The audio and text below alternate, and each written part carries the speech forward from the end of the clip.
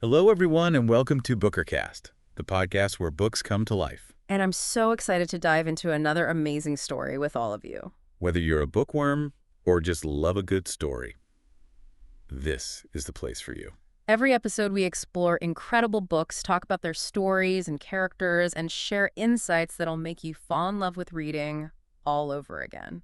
All right, let's not keep you waiting any longer. Get comfortable, and let's jump right into it. Sounds good. All right, so you want to take a deeper look at Kate Quinn's The Briar Club.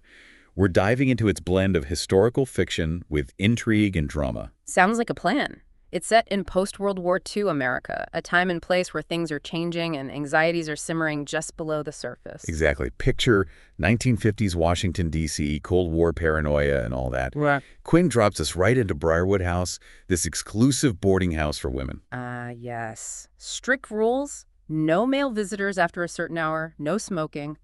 A real snapshot of the times. Right. And inside those rigid walls, you have this diverse group of women, each with their own story, secrets, desires. That contrast really sets the stage for intrigue, this structured environment, but the characters are anything but simple. Totally. And it's not just the setting. The characters themselves are like a powder keg. We meet Grace March, our protagonist, arrives at Briarwood. Mysterious newcomer with a hidden past, classic historical fiction setup. Right. You know from the start, Grace isn't who she seems. Exactly, running from something, and that something is going to catch up with her. Yeah. The question is when? The suspense builds as we meet the other residents. There's Nora. She's a driven archivist dealing with family issues and trying to be recognized in a male-dominated world. And then there's Rikak, a Hungarian refugee still haunted by the war. And each of them has their own challenges, but then you add in the backdrop of McCarthyism, the Rosenbergs, all those anxieties of that era. It's all connected. Quinn uses that intimate setting, the boarding house, even their Briar Club gatherings, to reflect those big societal fears. It's like this pressure cooker of secrets and anxieties. And then there's Fliss, a British war bride missing her husband who's overseas, and Bee, a former baseball player. Trying to find her place after the league closed. Each of these women is navigating power dynamics, inside Briarwood and in the wider world. Societal expectations, sexism, betrayals. This theme of power, who has it, who wants it, who abuses it, that runs through the whole novel. And then Thanksgiving dinner, everything changes. A shocking act of violence, Briarwood thrown into chaos, Grace's carefully built facade crumbles. The drama kicks into high gear. Everyone is questioning everything. Who can they trust? Friend or foe? And of course, we're all wondering, is Grace's secret tied to this? It's the pivotal moment, sends the plot racing forward. Quinn is a master of pacing and plot twists. She knows how to keep you on the edge of your seat. She really does. And even with all the action, Quinn still develops those relationships between the women. You see it with Grace and Arlene. Arlene represents that rigid social morality of the time. And then you have Grace and Nora. Nora gradually warms up to Grace's less conventional ways. It's fascinating how their relationships play out against the backdrop of history. Personal betrayals mirroring national anxieties about spies and infiltration, cleverly layered. For sure, and that's one of Quinn's strengths. She blends historical fact with the fictional narrative so well. You're immersed in the 1950s, experiencing those hopes and fears right along with the characters. Couldn't agree more. It's not just plot and characters that make the Briar Club engaging. Quinn uses symbolism to add depth, too. Like those Briar Club gatherings themselves, sharing meals and secrets. Exactly. Symbols of female bonding and resilience in the face of everything. And then there's Grace's wall vine, that floral mural. Ah, yes. Constantly evolving, representing growth, transformation, that beauty coming from darkness. Central themes to the novel, for sure. Subtle touches like those that elevate the book beyond a typical thriller. Multiple perspectives, shifting timelines, historical detail, all create this really immersive reading experience. Speaking of those perspectives, Grace, with her mysterious past and that magnetic personality, she's compelling right from the start. As the story unfolds, we see her vulnerability too, her struggles with trust and self-acceptance. It's what makes her so relatable, trying to rebuild her life but hiding a huge part of herself. I think anyone who's ever felt like an outsider can connect with that. Absolutely. Then there's Nora, incredibly driven, trying to make her mark in a world that doesn't quite know what to do with female ambition. Dealing with family, societal pressures, her own insecurities, but there's this quiet strength about her. That determination to succeed on her own terms and her relationship with Grace starts out strained, turns into genuine friendship. It's one of the most rewarding parts of the book, watching those relationships play out. Yeah. It's through those connections, those clashes, betrayals. That's where we see those big themes come alive: power, societal norms, and the complexities of human nature. It's a fascinating mix of lives intertwined, and we're just getting started. What about Quinn's narrative style really grabs you? Aside from that blend of history and fiction, the way she creates such distinct voices for each character is impressive. You're right, you're never lost, even with all the different points of view. Each woman's voice is clear, authentic, and it adds so much to the story. It's like a masterclass in character development and storytelling. Absolutely. Yeah. We've covered so much ground already, from historical context to characters and those turning points in the plot. Let's give our listeners a moment to absorb it all. There's a lot to take in. When we come back, we'll explore that intricate web of relationships that makes the Briar Club so compelling. So those relationships, right, how they all tie into those bigger themes of the Briar Club. You mentioned Grace and Arlene, that tension between them. Yeah. It highlights that clash of values you had in that era, progressive versus conservative. Arlene, she's like the old guard, holding on to tradition and suspicious of anyone who steps out of line. And Grace is the opposite, independent free thinking, a challenge to Arlene's whole worldview. Exactly. And it plays out in these subtle ways throughout the book, reflecting those anxieties of the Cold War about conformity. Anyone different or un-American was a target. It wasn't just Grace and Arlene. We see those power dynamics elsewhere, too. Think about Nora. She's constantly battling sexism. She's brilliant, capable, but has to work twice as hard for half the recognition. It really shows the limitations placed on women back then. But she refuses to let those limitations define her. She's determined to succeed on her own terms, and Grace, their relationship becomes this source of support. For sure. A genuine connection, they bond over their shared experiences. That female friendship, it's a theme that runs through the whole novel. Absolutely. The Briar Club gatherings become this safe space for these women. Let down their guard, share their vulnerabilities, find strength together. It's not just support, though. It's also about challenging each other's perspectives. Like with Grace and Nora. At first, Nora's suspicious of Grace's past. But as they get to know each other, they start to question those assumptions and learn from one another. It shows how powerful friendship can be, fostering growth and understanding, even if you disagree on things. Absolutely. And then you have Grace and Mrs. Nilsson, that tension, the strict landlady. Almost a comedic clash, but it also speaks to that generational divide, you know. Mrs. Nilsson, the old ways, clinging to tradition, order. Grace, representing that change sweeping through society. It adds humor, but depth, too.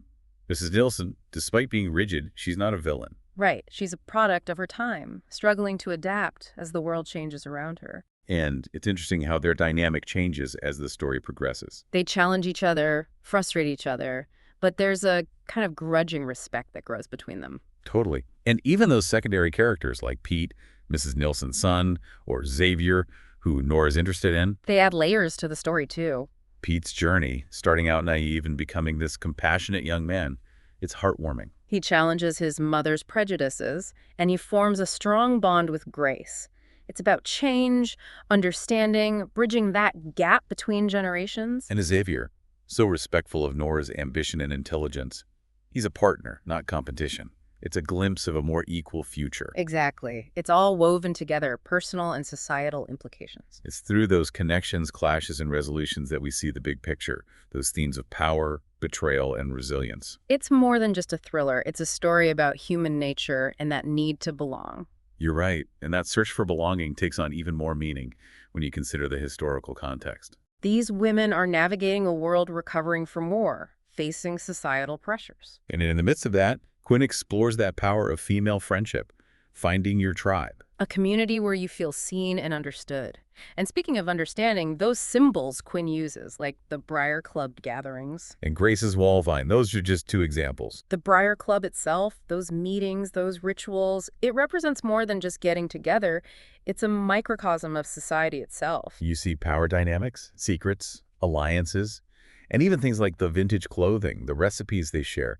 It all evokes that time period. It's immersive. You're right there in the 1950s. And Quinn reveals those larger forces shaping their lives, even through those small details. You see how things like the McCarthy hearings, the Rosenberg's execution, how they filter down into personal fears. And Quinn uses those real events to make you think about truth, propaganda, information control. She doesn't spoon-feed you answers. She wants you to think critically, to question. The Briar Club becomes more than just a historical thriller.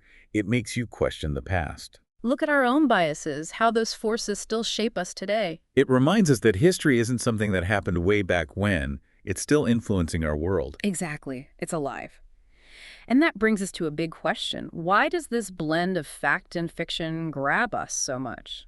I think it's a combination of escapism and relevance. We get to escape into another time, another place. It's like time travel. But at the same time, historical fiction gives us this unique view of our own time. By looking back, we can understand the present better. Right, recognizing those patterns, those echoes, those lessons from the past. The Briar Club resonates because it touches on those timeless themes. Belonging, fighting injustice, the power of human connection. These are things we all experience. And Quinn reminds us that history isn't just dates and facts.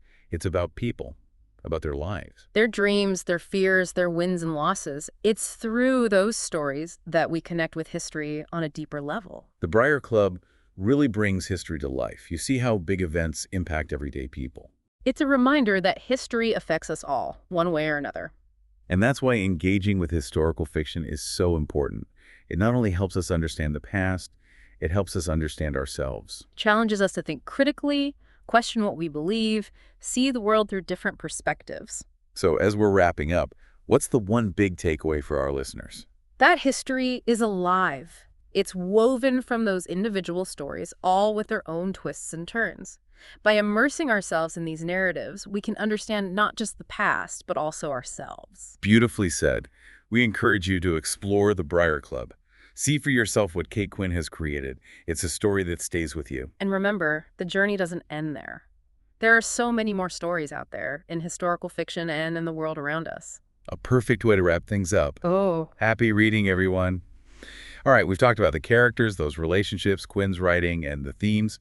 But one of the things that really stands out in the Briar Club is how those real-world historical events are part of the story. It's more than just setting, right? It's woven into the fabric of everything. Exactly. The shadow of McCarthyism, it's everywhere.